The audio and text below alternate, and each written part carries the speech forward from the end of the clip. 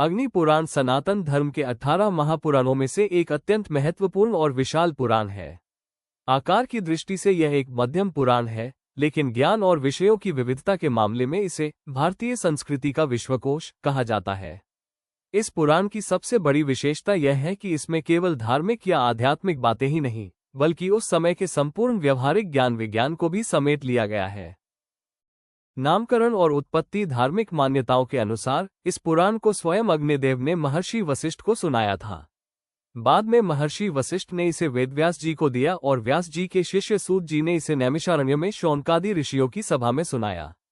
चूंकि इसके मुख्य वक्ता अग्निदेव है, इसलिए इसका नाम अग्नि पुराण पड़ा। संरचना और श्लोक संख्या इसमें कुल 383 अध्याय है। पारंपरिक रूप से इसमें श्लोकों की संख्या लगभग 11,500 से 15,000 के बीच मानी जाती है। अग्नि पुराण के मुख्य विषय क्या खास है इसमें?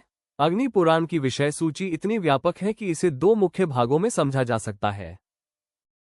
धार्मिक और आध्यात्मिक पक्ष अवतार कथाएं। इसमें भगवान विष्णु के 10 अवतारों मत्स्य, कूर्म, वराह, नरसिंह, राम, कृष्ण आदि की बहुत ही सुंदर और संक्षिप्त कथाएं दी गई है। इसके अलावा महाभारत और रामायण का संक्षिप्त सार भी इसमें समाहित है। शिव और शक्ति की महिमा। यद्यपि यह वैष्णव पुराणों की श्रेणी में आता है, लेकिन इसमें भगवान शिव, माता दुर्गा, गणेश जी और सूर्य देव की पूजा अर्चना, दीक्षा और मंत्रों का भी विस्तृत वर्णन है, जो इसकी उदारता को दर्शाता है। तीर्थ और व्रत। भारत के प्रमुख तीर्थ स्थलों जैसे गया, काशी, प्रयाग का महत्व और साल भर आने वाले व्रतों व त्योहारों की पूरी विधि इसमें बताई गई है। यही वो भाग है जो अग्नि पुराण को अन्य पुराणों से अलग और अद्वितीय बनाता है। इसमें निम्नलिखित विषयों का अद्भुत संकलन है। आयुर्वेद और चिकित्सा, मनुष्यों, घोड़ों, अश्व चिकित्सा और हाथियों, गज चिकित्सा की बीमारियों और उनके उपचार के लिए जड़ी बूटियों का विस्तृत विवरण है। साथ ही वृक्षायुर्वेद, पेड़ पौधों की देखभाल पर भी विशेष अध्याय है। धनुर्वेद और युद्ध कला, युद्ध के नियम, अस्त्र शस्त्रों, तलवार, धनुष, गदा आदि को चलाने की विधियां और सेना के व्यूह निर्माण का वर्णन है। राजनीति और राजधर्म। एक राजा के क्या कर्तव्य होने चाहिए, न्याय व्यवस्था कैसी हो, दुर्ग किले का निर्माण कैसे किया जाए और मंत्रियों का चयन कैसे हो, इसका सटीक मार्गदर्शन चाणक्य नीति की तरह मिलता है।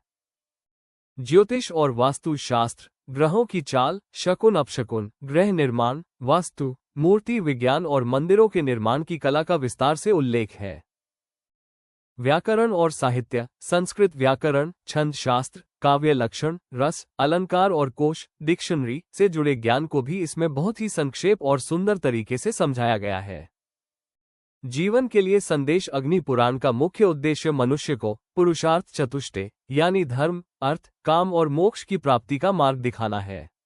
ये ग्रंथ सिखाता है कि एक श्रेष्ठ मनुष्य बनने के लिए केवल पूजा पाठ ही काफी नहीं है, बल्कि समाज में रहने के लिए व्यवहारिक कलाओं, विज्ञान, कानून और मर्यादा का ज्ञान होना भी उतना ही आवश्यक है।